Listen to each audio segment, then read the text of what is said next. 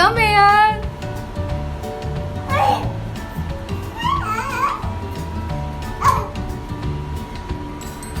Stand up.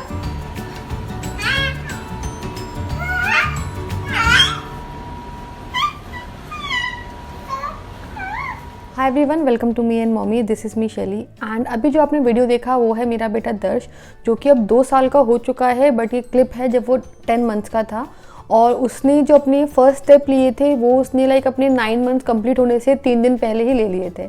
तो इस video में मैं आपके साथ वही सब बात शेयर करूँगी कि मैंने ऐसी क्या क्या चीज़ें की, क्या क्या टिप्स फॉलो किए जिनकी वजह से दर्श ने बहुत जल्दी चलना भी शुरू कर दिया, और इसके अलावा क्या ऐसे रीज़न्स होते हैं जिनकी वजह से बच्चे की जो वॉकिंग होती है उसमें एक अननेसेसरी डिले आता है, और आपको क्या क्या प्रिकॉशंस लेनी चाहिए।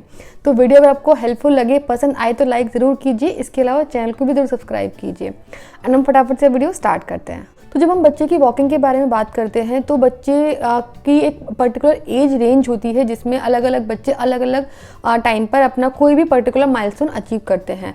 उन सब की डिटेल मैंने एक प्रीवियसली एक वीडियो में शेयर की थी कि बच्चे क्या फिजिकल माइलस्टोन कब कब अचीव करते हैं, तो आप वो भी देख सकते हैं। इन जनरल बच्चे 12 to 14 मंथ्स में मैक्सिमम बच्चे चलना सीखते हैं, बट काफ़ी बच्चे होते हैं जो 9 मंथ्स में, और काफ़ी बच्चे होते हैं जो 16 या 17 मंथ्स में चलना सीखते हैं। तो ये सब बेसिकली इतना जो वेरिएशन होता है उसके रीज़न क्या होते हैं। तो सबसे पहला जो एक पॉसिबल रीज़न है डिले का, बच्चों की जो डिले वॉकिंग होती है उसमें सबसे मेजर रीज़न ये भी हो सकता है कि वो जेनेटिक हो। मींस जो बच्चे के पेरेंट्स हैं उन्होंने लेट चलना स्टार्ट किया हो, तो अकॉर्डिंगली वो भी एक इम्पैक्ट करता है बच्चे की वॉकिंग को। सेकेंड रीज़न ये भी हो सकता है कि आप बच्चे को बहुत ज़्यादा बेड पे लिटा के रखते हैं, क्रिब्स में रखते हैं या स्ट्रॉलर में रखते हैं, कार सीट में वो काफ़ी टाइम रहता है। मींस बच्चा काफ़ी ज़्यादा टाइम अपना लेटे हुए बिताता है, उससे इंकरेजमेंट नहीं है कुछ भी चलने के लिए, या उसको पता ही नहीं है कि ही कैन मूव। तो उन केसेस में भी बच्चे काफ़ी लेट चलना स्टार्ट करते हैं। थर्ड रीज़न ये भी देखा गया है कि जब आप बच्चे को बहुत ज़्यादा जंपर्स में टाइम स्पेंड करने देते हैं या बहुत ज़्यादा एक्सेस यूज़ ऑफ वॉकर्स होता है, उन केसेस में भी बच्चे जो सेल्फ वॉकिंग है उसमें काफ़ी लेट कर देते हैं। एंड इस सारे ही रीज़न में आपको एक चीज़ बहुत कॉमन है कि बच्चे को चलने के लिए कोई भी मोटिवेशन और कोई भी इंकरेजमेंट नहीं मिल रहा है। बच्चा आराम से लेटा हुआ है, अपने कंफर्ट जोन में है। तो बीइंग अ पेरेंट ही आपकी रिस्पॉन्सिबिलिटी बनती है कि आप बच्चे को उसके कंफर्ट जोन से स्लाइटली पुश कीजिए और तभी वो चलना शुरू करेगा। तो अब आते हैं उन सब चीज़ों पे जो मैंने फॉलो की थी और जिन्होंने दर्श को काफ़ी हेल्प किया जल्दी चलने में। तो सबसे पहले आपको ये ध्यान रखना है कि जितने भी ये फिजिकल माइलस्टोन होते हैं वो सारे इंटरलिंक्ड होते हैं। मींस बच्चा जितना जल्दी नेक कंट्रोल करना सीखेगा उतना जल्दी वो रोल ओवर सीखेगा, देन उसके अलावा नेक्स्ट वो बैठना सीखेगा, देन खड़े होना सीखेगा। तो ये सारे ही माइलस्टोन एक के बाद एक अचीव होते हैं। तो आपको ये भी ध्यान रखना है कि बच्चे अपने सारे माइलस्टोन के लिए आपके ऊपर डिपेंडेंट है। आपको उनको प्रॉपर वो इन्वायरमेंट देना है जिससे बच्चों को माइलस्टोन अपने अचीव करने में हेल्प मिले। तो जो सबसे बेसिक आप कर सकते हैं विच इज़ टमी टाइम। तो टमी टाइम जैसे ही बच्चे की अम्बिलिकल कॉर्ड गिर जाती है आप इमीडिएटली स्टार्ट कर सकते हैं, अगर बच्चे की नेवल पे कोई भी इशू नहीं है, बिल्कुल प्रॉपरली वो हील हो चुकी है। इसके ऊपर मैंने एक डिटेल वीडियो भी किया था, उसका लिंक मैं डिस्क्रिप्शन बॉक्स में आपको डाल दूंगी। तो टमी टाइम बेसिकली क्या करता है, टमी टाइम बच्चे को फिजिकली स्ट्रॉन्ग बनाने में, फिजिकल माइलस्टोन को अचीव करने में बहुत हेल्पफुल रहता है। उसी से बच्चे नेक कंट्रोल सीखते हैं, उससे बच्चे रोल ओवर करना बहुत जल्दी सीखते हैं, देन आगे जाके उनको क्रॉलिंग में भी बहुत हेल्प करता है। तो अल्टीमेटली बच्चों को वो एक हेल्प तो कर ही रहा है और बच्चे की जो मसल है उनको भी स्ट्रेंथन करता है। तो टमी टाइम आपको टाइमली ज़रूर स्टार्ट करना चाहिए। नाउ सेकेंड पॉइंट आते हैं बच्चे के न्यूट्रिशन से रिलेटेड। तो आपको अपने डॉक्टर से बात करके जो बच्चे की एज है, जो बच्चे की रिक्वायरमेंट है, उसके अकॉर्डिंग ही बच्चे को फीड कराएं। काफ़ी लोग ऐसा होता है कि डॉक्टर से पूछे बिना ही बच्चे को 1 साल से पहले एनिमल मिल्क या काउ मिल्क स्टार्ट कर देते हैं, और उस केसेस में अगर बच्चा प्रॉपरली सॉलिड नहीं ले रहा है या किसी और तरीके से प्रॉपर न्यूट्रिशन नहीं ले रहा है तो बच्चे को आयरन डेफिशिएंसी या कुछ और न्यूट्रिशन रिलेटेड प्रॉब्लम होने के चांसेस रहते हैं। तो अगर बच्चे को प्रॉपर न्यूट्रिशन नहीं मिल रहा है तो ऑब्वियसली उसकी बॉडी को वो स्ट्रेंथ नहीं मिल रही है जो उसको चलने के लिए चाहिए। तो आप बच्चे को जब भी कोई भी चीज़ नई स्टार्ट कर रहे हैं या बच्चे को कुछ भी आप बेसिकली फीडिंग कोई चार्ट बना रहे हैं, फूड चार्ट बना रहे हैं, तो उस केस पर में डॉक्टर से जरूर कंसल्ट कीजिए कि क्या क्या चीज़ें बच्चे की एज और रिक्वायरमेंट के हिसाब से सही रहेंगी। नाउ थर्ड पॉइंट आता है जो कि बच्चों को बहुत अच्छा लगता है, विच इज़ मसाज। तो मसाज करने से बच्चे एक तो जो उनकी पूरे दिन की जो थकान होती है, एक्टिविटी होती है, उससे उनको रिलैक्स भी मिलता है। इसके अलावा बच्चों की जो मसल होती है उनमें एक स्ट्रेंथ भी आती है। तो मसाज आप किसी भी तेल से कर सकते हैं। अगर आपका बच्चा बहुत छोटा है या टॉडलर स्टेज में भी है तो भी आपको मसाज बच्चे की ज़रूर करनी चाहिए। कम से कम 2 साल तक बच्चे की मसाज करने से बच्चे को बहुत फ़ायदा मिलता है। अगर आपको ये नहीं पता है कि बच्चे की मसाज कैसी करनी चाहिए तो उसका भी लिंक मैं आपको डिस्क्रिप्शन बॉक्स में डाल दूंगी, वहाँ से आप चेक कर सकते हैं। बट मसाज भी बच्चे के लिए बहुत ज़रूरी है।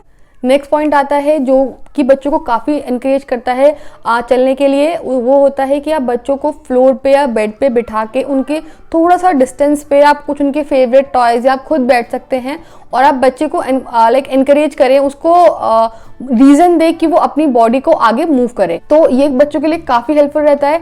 इस केस में जैसे बच्चे को आप जब फ्लोर पे बिठा रहे हैं मैट बिछा के, तो आप कोई ऑडियो टॉय या कोई डांसिंग डक इस टाइप के टॉयज बच्चे के सामने रख सकते हैं, जिससे कि बच्चा उनकी आवाज़ जब होगी या जब उसमें कोई लाइट ग्लो करेगी तो बच्चा उस तक रीच करने के लिए अपने आप को, अपनी बॉडी को ट्राई करेगा और कोशिश करेगा।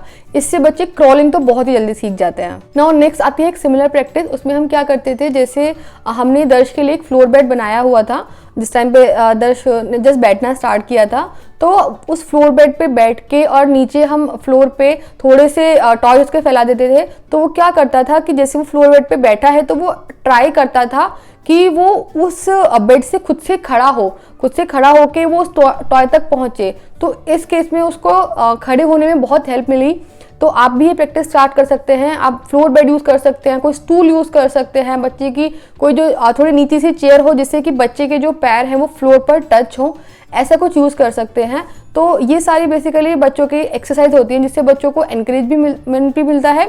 और इसके अलावा बच्चों की जो लेग्स की जो मसल होती हैं, जो बैक की मसल होती है, जो मेजरली यूज़ होती हैं चलने में, उनको भी स्ट्रेंथ मिलती है। नेक्स्ट आता है क्रूजिंग।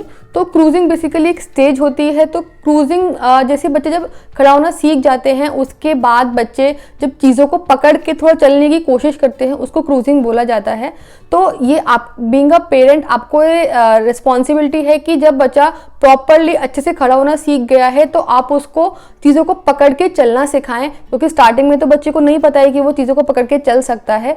तो आप ऐसा करिए जैसे सोफे पे उसके कुछ फेवरेट टॉय रखे उसे थोड़े से डिस्टेंस पे, और आप बच्चे को सोफे के दूसरे कॉर्नर पे सोफा पकड़ के खड़ा करा रहे हैं, तो आप उसको अपने हाथों से ये दिखाएं, उसके पैरों को थोड़ा सा मूव कराएं कि बच्चा उस सोफे को पकड़ के उस टॉय तक पहुंच सकता है।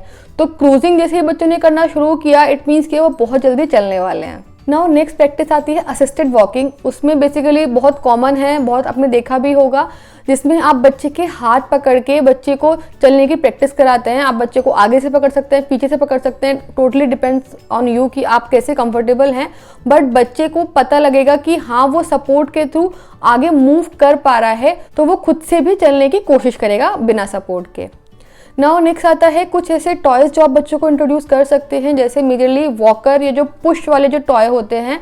तो वॉकर में बैठ के भी बच्चे आराम से चलना की प्रैक्टिस कर सकते हैं। बट आपको ये ध्यान रखना है कि वॉकर बेसिकली सब्स्टिट्यूट नहीं है या ओनली ऑप्शन नहीं है बच्चों को चलने सिखाने का। अगर बच्चे बहुत ज़्यादा वॉकर यूज़ करते हैं तो वो बिना वॉकर के चलने की कोशिश ही नहीं करते हैं। तो आपको बस ये ध्यान रखना है कि वॉकर को आप लेट से दिन में 1 या 2 बार बच्चे को वॉकर में बिठा के चलाएं। जैसे हम क्या करते थे, हम 5 से 10 मिनट मॉर्निंग में और 5 से 10 मिनट इवनिंग में दर्श को वॉकर में बिठा देते और उसके बाद वो फिर से खुद से चलने की प्रैक्टिस हम उसको कराते थे अपने हाथों से या टेबल पकड़ के।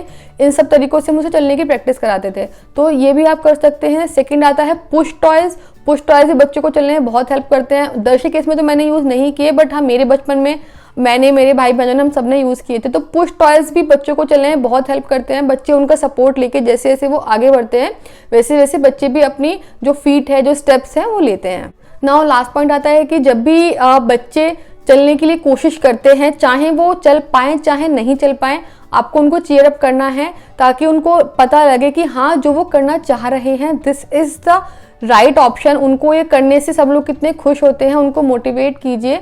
और सबसे इजी जो रहता है, जो मेरे केस में जिसने सबसे ज़्यादा काम किया वो यही था कि मैं दर्श को बेड पे खड़ा करके और उसको थोड़ा दूर से मैं उसको अपनी तरफ बुलाती थी, और इससे उसने इतना जल्दी चलना शुरू किया है। वो हमेशा कोशिश करता था कि वो मेरे पास बस कैसे भी करके आ जाए। तो ये सारे पॉइंट्स ने मुझे बहुत हेल्प किया दर्श की वॉकिंग को बहुत जल्दी स्टार्ट करने में। लेकिन इन सारे पॉइंट्स के साथ साथ आपको कुछ प्रिकॉशंस भी लेने की ज़रूरत होती है जब भी आपके बच्चे ने खड़ा होना सीख लिया है या आप उसे चलना सिखा रहे हैं। सबसे पहला और इम्पॉर्टेंट है कि जैसे ही आपके बच्चे ने प्रॉपरली खड़े होना सीख लिया है तो अब नेक्स्ट स्टेप है कि वो क्रूजिंग या चलना ही स्टार्ट करेगा।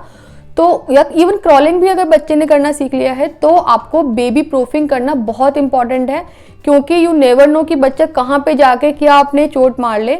तो जैसे ही बच्चे की एक स्टेज आ गई है जहाँ पे उसको क्रॉलिंग करना आ गया है, जहाँ पे उसको खड़े होना आ गया है, आप बेबी प्रूफिंग जरूर कर लीजिए। नेक्स्ट प्रिकॉशन ये आती है कि क्योंकि बच्चे की बॉडी में बहुत ज़्यादा स्ट्रेंथ नहीं होती है, तो आप जब भी उन्हें वॉकिंग प्रैक्टिस कराएं किसी भी तरीके से, तो आप ये जरूर ध्यान रखिए कि बहुत लॉन्गर पीरियड ऑफ टाइम के लिए ना कराएं, क्योंकि बच्चे बहुत जल्दी थक जाते हैं। तो आप उनको 10-10, 15-15 मिनट के बैचेस में ही प्रैक्टिस कराएं और उसके बाद उनको छोटे छोटे ब्रेक दे दीजिए। नाउ नेक्स्ट पॉइंट ये आता है कि आप बच्चों को जब भी चलने की प्रैक्टिस करा रहे हैं, चलना सिखा रहे हैं, जब तक बच्चा बहुत कंफर्टेबल नहीं हो गया है चलने में, तो जितना पॉसिबल हो उतना मैक्सिमम बच्चों को नंगे पैर चलाइए। चाहे आप बेड पे बच्चों को प्रैक्टिस करा रहे हैं, चाहे मैट पे, चाहे फर्श पे, एवरीवेयर जहाँ पे कि आप श्योर हैं कि वहाँ पे कुछ भी ऐसी चीज़ नहीं पड़ी है जो बच्चे के पैर में लग सकती है, तो बच्चे को नंगे पैर ही चलाएं। No socks, no shoes, no slippers.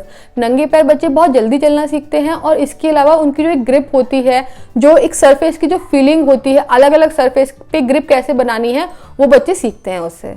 Now last आता है जिसमें बच्चे जब गिरते हैं या जब क्रॉल करते हैं तो उनके नीज पे निशान पड़ जाते हैं, उनके पैरों पे निशान पड़ जाते हैं।